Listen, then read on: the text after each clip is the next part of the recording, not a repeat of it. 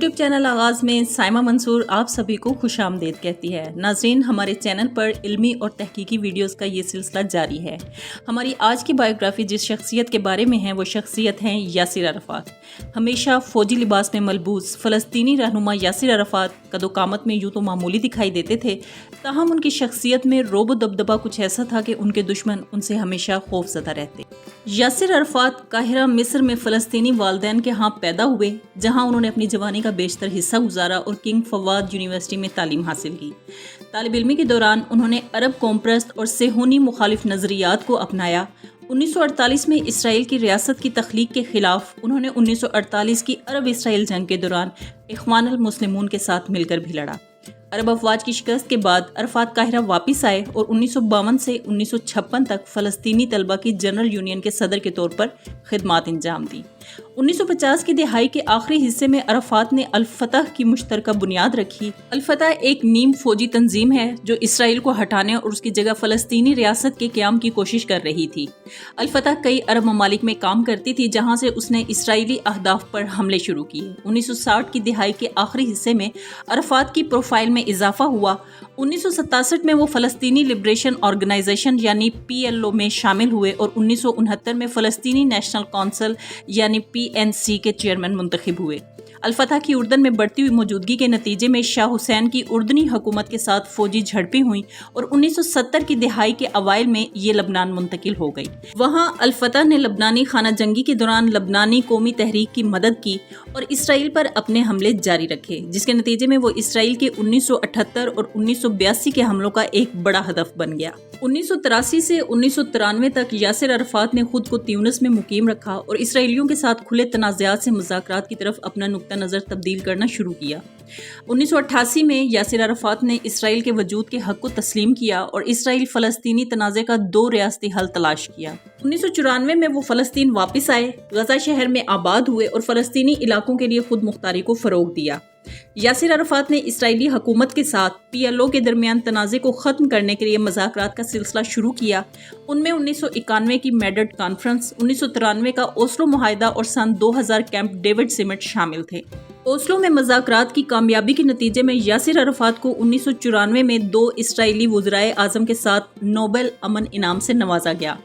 2004 के आखिर में इसराइली फ़ौज के ज़रिए 2 साल से ज़्यादा अरसे तक वो अपने रामल्ला कंपाउंड में रहे और आखिर एक दिन कोमा में चले गए और इंतकाल कर गए। अगरचे यासिर अरफात की मौत की वजह कियास आराइयों का मौजू बनी हुई है, लेकिन रूसी और फ्रांसीसी टीमों की तहकीकात ने इस बात का तयन किया कि उनकी इस मौत में किसी किस्म का कोई खेल मुलव्विस नहीं था। यासिर अरफात बदस्तूर एक मुतनाज़िर शख्सियत हैं। फ़लस्तीनी उन्हें आम तौर पर एक शहीद के तौर पर देखते हैं जो अपने लोगों की कौमी उमंगों की अलामत हैं। इसराइली उन्हें दहशतगर्द समझते हैं। फ़लस्तीनी हरीफ, जिनमें इस्लाम पसंद और PLO के कई लोग शामिल हैं, अक्सर इसकी मजम्मत करते हैं कि वो इसराइली हुकूमत को दी जाने वाली मराद में बदउनवान थे। उनके वालिद अब्दुल रऊफ़ अल कुद्वा अल हुसैनी गज़ा शहर से ताल्लुक़ रखने वाले एक फ़लस्तीनी थे। यासिर अरफात के वालिद ने 25 साल तक मिस्री अदालतों में अपने विरासत के हिस्से के लिए मिस्र में ख़ानदानी अराज़ी का दावा करने के लिए जद्दोजहद की, लेकिन वो नाकाम रहे। आखिरकार उन्होंने काहिरा में साकाकिनी डिस्ट्रिक्ट में टेक्सटाइल के ताजर के तौर पर काम किया। अरफात 7 बच्चों में दूसरे नंबर पर थे और अपने छोटे भाई फ़ाती के साथ काहिरा में ही पैदा हुए। यरूशलेम में उनकी वालदा ज़हवा अबुल सऊद का खानदानी घर था, जो 1933 में गुर्दे की बीमारी से इंतकाल कर गई थी जब अरफात की उम्र 4 साल थी। यासिर अरफात के ताल्लुकात अपने वालिद के साथ कभी भी बेहतर नहीं रहे थे। 1952 में जब उनका इंतकाल हुआ तो यासिर अरफात ने जनाजे में शिरकत नहीं की और न ही गज़ा वापसी पर अपने वालिद की कब्र पर हाज़री दी। यासिर अरफात की बहन इनाम ने अरफात के स्वाने निगार बरतानवी मौर्रिख एलन हार्ट के साथ एक इंटरव्यू में बताया कि अरफात को उनके वालिद ने काहिरा में यहूदियों के क्वार्टर में जाने और मजहबी खिदमात में शिरकत करने पर बहुत मारा था। जब उन्होंने अरफात से पूछा कि वो वहाँ क्यों जाते हैं तो उसने ये कहकर जवाब दिया कि वो यहूदी ज़हनियत का मुतालिया करना चाहते हैं। 1944 में यासिर अरफात ने किंग फवाद अव्वल की यूनिवर्सिटी में दाखिला लिया और 1950 में वहां से फारिगुल तहसील हुए। 1948 की अरब इसराइल जंग के दौरान यासिर अरफात ने यूनिवर्सिटी छोड़ दी और दीगर अरबों के साथ इसराइली फौजियों और रियासत इसराइल के क़याम के खिलाफ लड़ने वाली अरब अफवाज में शामिल होने के लिए फ़लस्तीन में दाखिल होने की कोशिश की। ताहम फ़लस्तीनी फ़िदायीन की सफ़ों में शामिल होने की बजाय यासिर अरफात इख्वानुल मुस्लिमून के साथ मिलकर लड़े। हालांकि वो तंजीम में शामिल नहीं थे। उन्होंने गजा के इलाके में लड़ाई में हिस्सा लिया, जो लड़ाई के दौरान मिस्री अफवाज का अहम मैदान जंग था। 1949 के अवाइल में जंग इसराइल के हक में ख़त्म हो रही थी और अरफात लॉजिस्टिक सपोर्ट की कमी से काहिरा वापस आ गए। यूनिवर्सिटी वापस आने के बाद यासिर अरफात ने सिविल इंजीनियरिंग की तालीम हासिल की और 1952 से 1956 तक जनरल यूनियन ऑफ फ़लस्तीनी स्टूडेंट्स के सदर के तौर पर खिदमात अंजाम दी। उस वक्त तक यासिर अरफात सिविल इंजीनियरिंग में बैचलर डिग्री के साथ ग्रेजुएशन कर चुके थे और उन्हें स्विस बहरान के दौरान मिस्री अफवाज के साथ लड़ने के लिए ड्यूटी पर बुलाया गया था। यासिर अरफात ने 1990 में फ़लस्तीनी ईसाई सोहा तावील से शादी की, जब उनकी उम्र 61 साल थी और सोहा 27 साल की थी। अपनी शादी से पहले यासिर अरफात ने 50 फ़लस्तीनी जंगी यतीम बच्चों को गोद लिया हुआ था। उनकी शादी के दौरान सोहा ने कई मौके पर अरफात को छोड़ने की कोशिश की, लेकिन ऐसा नहीं हो सका। सोहा ने कहा कि उसे शादी पर अफसोस है और अगर उसे दोबारा इंतखाब करने का मौका दिया जाए तो वो इस मौके को नहीं दोहराएगी। 1995 के वस्त में यासिर अरफात की अहलिया सोहा ने पेरिस के एक अस्पताल में एक बेटी को जन्म दिया, जिसका नाम अरफात की वालदा के नाम पर ज़ाफ़ा रखा गया।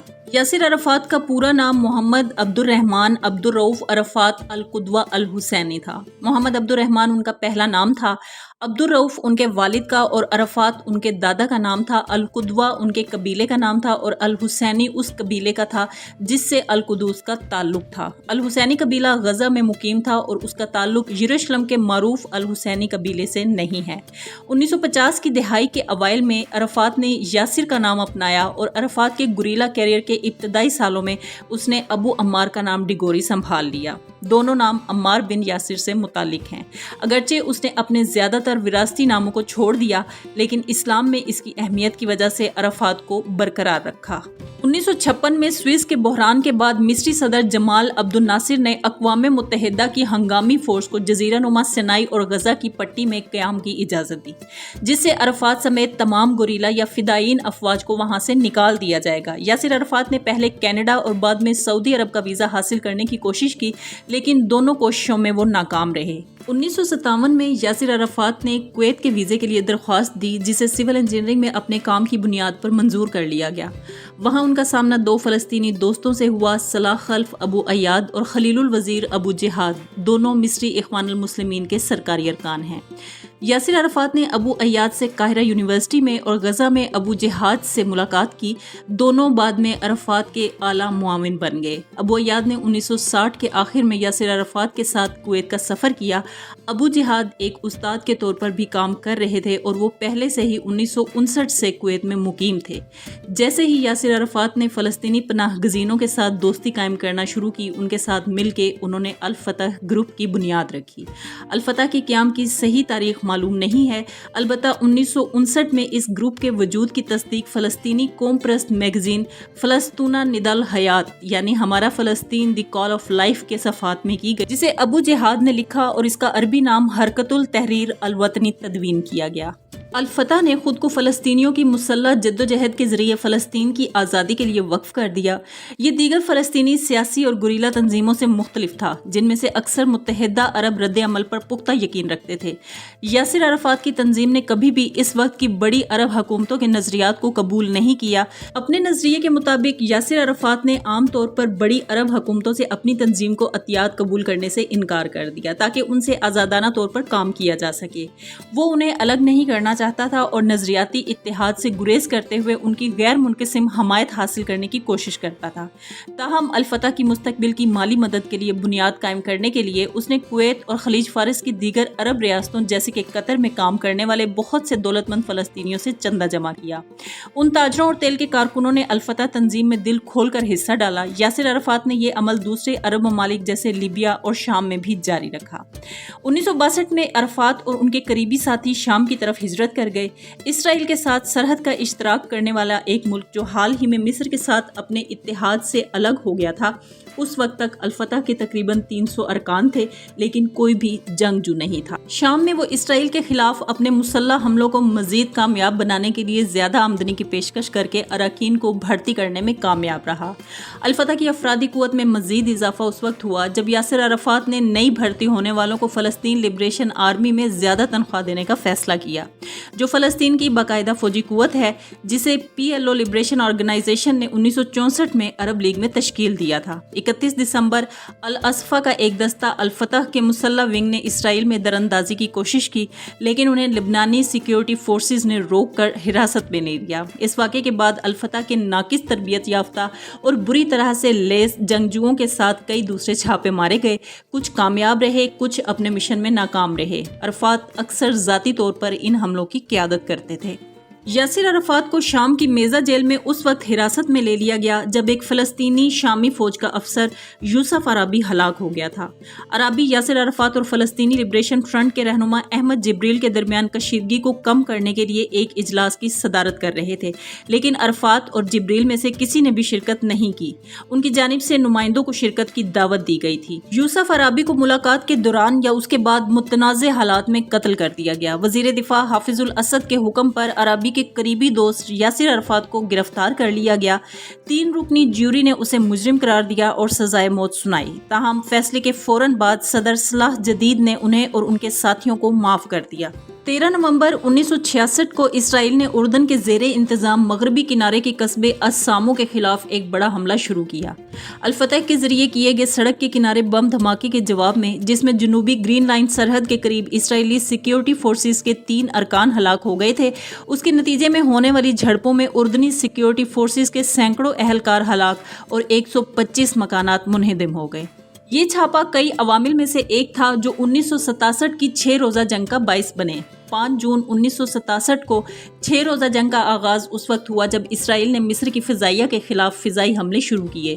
جنگ کا اختتام عربوں کی شکست اور مغربی کنارے اور غزہ کی پٹی سمیت متعدد عرب علاقوں پر اسرائیل کے قبضے پر ہوا۔ اگرچہ ناصر جمال اور اس کے عرب اتحادیوں کو شکست ہو چکی تھی، یاسر عرفات اور الفتح اپنی فتح کا دعویٰ کر سکتے تھے۔ اس میں فلسطینیوں کی اکثریت جو اس وقت تک انفرادی عرب حکومتوں کے ساتھ اتحاد اور ہمدردی رکھتے تھے، اب اس بات پر متفق ہونے لگے کہ ایک فلسطینی کے پاس ان کے اس مخمصے کا حل نہیں ہے۔ بہت سی بنیادی طور پر فلسطینی سیاسی جماعتیں بشمول جارج حبش کی عرب نیشنلسٹ موومنٹ، حج امین الحسینی کی عرب اعلیٰ کمیٹی، اسلامک لبریشن فرنٹ اور شام کے حمایت یافتہ کئی گروپ اپنی سرپرست حکومتوں کی شکست کے بعد عملی طور پر ٹوٹ پھوٹ کا شکار ہو گئے۔ شکست کے بمشکل 1 ہفتے بعد یاسر عرفات نے دریائے اردن کو عبور کیا اور مغربی کنارے میں داخل ہوا، جہاں اس نے ہیبرون، یروشلم کے علاقے اور نابلس میں بھرتی کے مراکز قائم کیے اور اپنے مقصد کے لیے جنگجوؤں اور فنانسرز دونوں کو راغب کرنا شروع کر دیا۔ اسی وقت ناصر جمال نے یاسر عرفات کے سابق مشیر محمد ہیکل کے ذریعے رابطہ کیا اور یاسر عرفات کو ناصر نے فلسطینیوں کا لیڈر قرار دیا۔ دسمبر 1967 میں احمد شکیری نے PLO کے چیئرمین کے عہدے سے استعفیٰ دے دیا۔ یحییٰ حمودہ نے ان کی جگہ لی اور عرفات کو تنظیم میں شامل ہونے کی دعوت دی۔ الفتح کو PLO کی ایگزیکٹو کمیٹی کی 105 میں سے 33 نشستیں مختص کی گئی تھیں، جبکہ دیگر کئی گوریلا دھڑوں کے لیے 57 نشستیں چھوڑ دی گئی تھیں۔ اسرائیلی شہری اہداف کے خلاف PLO کے مسلسل چھاپوں کے جواب میں اسرائیل نے اردن کے شہر کرامہ پر حملہ کیا، جو PLO کے ایک بڑے کیمپ کا مقام تھا۔ اس کے ذریعے PLO حملے کا مقصد کرامہ کیمپ کو تباہ کرنا اور اسرائیلی شہریوں کے خلاف حملوں کے بدلے میں یاسر عرفات کو پکڑنا تھا، جس کا نتیجہ نیگیو میں ایک اسرائیلی اسکول بس کے بارودی سرنگ سے ٹکرانے سے ہوا، جس میں 2 بچے ہلاک ہوئے۔ تاہم دونوں کارروائیوں کے منصوبے اس بس حملے سے 1 سال پہلے 1967 میں تیار کیے گئے تھے۔ اسرائیلیوں کو 1 دن کی لڑائی کے اختتام پر پسپا کر دیا گیا۔ انہوں نے کرامہ کیمپ کا بیشتر حصہ تباہ کر دیا اور دونوں فریقوں نے فتح کا اعلان کیا۔ حکمت عملی کی سطح پر جنگ اسرائیل کے حق میں گئی۔ بعض نے الزام لگایا کہ یاسر عرفات خود میدان جنگ میں تھے، لیکن ان کی شمولیت کی تفصیلات واضح نہیں ہیں۔ تاہم ان کے اتحادیوں کے ساتھ ساتھ اسرائیلی انٹیلیجنس اس بات کی تصدیق کرتے ہیں کہ اس نے پوری جنگ کے دوران اپنے آدمیوں پر زور دیا کہ وہ اپنا میدان پکڑیں اور لڑائی جاری رکھیں۔ اس جنگ کا تفصیل तफसील से वक्त ने अहाता किया और यासिर अराफात का चेहरा 13 दिसंबर 1968 के शुमारे के सरवर्ग पर नमूदार हुआ, जिससे उनकी तस्वीर पहली बार दुनिया के सामने आई। जंग के बाद के माहौल के दरमियान यासिर अराफात और अल-फतह की प्रोफाइल्स उस अहम मोड़ से बुलंद हुई और वो एक कौमी हीरो के तौर पर शुमार किए जाने लगे, जिसने इसराइल का मुकाबला करने की जुर्रत की। अरब दुनिया की तरफ से बड़े पैमाने पर दाद दी गई, माली अतियात में नुमाया इजाफा हुआ और अल-फतह के हथियारों और आलात में बेहतरी आई। ग्रुप की तादाद में इजाफा हुआ क्योंकि बहुत से नौजवान अरब, जिनमें हजारों गैर फलस्तीनी भी शामिल थे, अल-फतह की सफ़ों में शामिल हुए। 3 फरवरी 1969 को काहिरा में फ़लस्तीनी नेशनल कौंसिल की सरबराही में इजलास हुआ तो याह्या हमूदा ने PNC से इस्तीफ़ा दे दिया। अरफात 4 फरवरी को चेयरमैन मुंतखब हुए। वो 2 साल बाद फ़लस्तीनी इनकलाबी अफवाज के सियासी शोबे के PLO कमांडर इन चीफ बने और 1973 में इसके सरबराह बन गए। यासिर अराफात की सेहत की खराबी की उनके डॉक्टरों की तरफ से पहली रिपोर्ट उनके तर्जुमान के मुताबिक 25 अक्टूबर 2004 को आई, जब उन्हें अमले की मीटिंग के दौरान कह आई और अगले कुछ ही दिनों में उनकी हालत मजीद बिगड़ गई। ट्यूनस, उर्दन और मिस्र की टीमों समेत दीगर डॉक्टरों के मशवरे से इसराइल की तरफ से उन्हें सफ़र करने की इजाज़त देने के मुआहदे के बाद यासिर अराफात को उर्दन के एक फ़ौजी हेलीकॉप्टर के जरिए रामल्ला से उर्दन पहुंचाया गया और वहां से फ्रांसीसी फ़ौज के जरिए फ्रांस ले जाकर पुरसी मिलिट्री अस्पताल में दाखिल कर दिया गया। 3 नवंबर को वो कोमा में चले गए। 75 साल की उम्र में यासिर अराफात 11 नवंबर 2004 को 3:30 बजे मुर्दा करार दिए गए, जिसे फ्रांसीसी डॉक्टर्स ने हेमरेजिक स्ट्रोक कहा। इब्तदाई तौर पर यासिर अराफात के मेडिकल रिकॉर्ड को सीनियर फ़लस्तीनी हुकाम ने रोक रखा था और अराफात की अहलिया ने पोस्टमार्टम से इनकार कर दिया क्योंकि वो मुसलमान थे। फ्रांसीसी डॉक्टर्स ने यह भी कहा कि अराफात खून की एक बीमारी में मुब्तला थे। जब यासिर अराफात की मौत का ऐलान हुआ तो फ़लस्तीनी अवाम सोग में डूब गए। मगरबी किनारे और गज़ा की पट्टी में मसाजिद के लाउड स्पीकर्स पर कुरानी दुआएं पढ़ी जाने लगीं। फ़लस्तीनी अथॉरिटी और लबनान में पनाह गज़ीन कैंपों ने 40 रोज़ा सोग का ऐलान किया। 11 नवंबर 2004 को फ्रांसीसी फ़ौज की तरफ से एक मुख्तसर सी गार्ड ऑफ ऑनर की तकरीब मुनक्कद की गई, जिसमें उनके ताबूत को फ़लस्तीनी परचम में लपेट दिया गया। एक फ़ौजी बैंड ने फ्रांसीसी और फ़लस्तीनी कौमी तराने बजाए। फ्रांसीसी सदर जैक शिराक अराफात के एहतराम में आखिरी 10 मिनट तक अराफात के ताबूत के पास अकेले खड़े रहे और उन्हें एक हौसलामंद आदमी करार दिया। अगले दिन अराफात की मैयत को पेरिस से फ्रांसीसी फ़ज़ाइया के एक ट्रांसपोर्ट तैयारे में काहिरा मिस्र के लिए रवाना किया गया, जहां पर जनाजे में सरबराहाने ममलकत, वज़राए आज़म और वज़राए खारजा ने शिरकत की। मिस्र के मुसलमान आलिम सैयद तंतावी ने नमाज जनाजा की इमामत की। नमाज जनाजा में हज़ारों फ़लस्तीनियों ने शिरकत की। अराफात को 13 नवंबर की सुबह तकरीबन 3 बजे रामल्ला में मकाता के अंदर दफन कर दिया गया। 10 नवंबर 2007 को यासिर अराफात की वफ़ात की 3री बरसी के मौके पर सदर महमूद अब्बास ने उनकी कब्र पर उनकी याद में बनाए गए मकबरे की निकाब कुशाई की।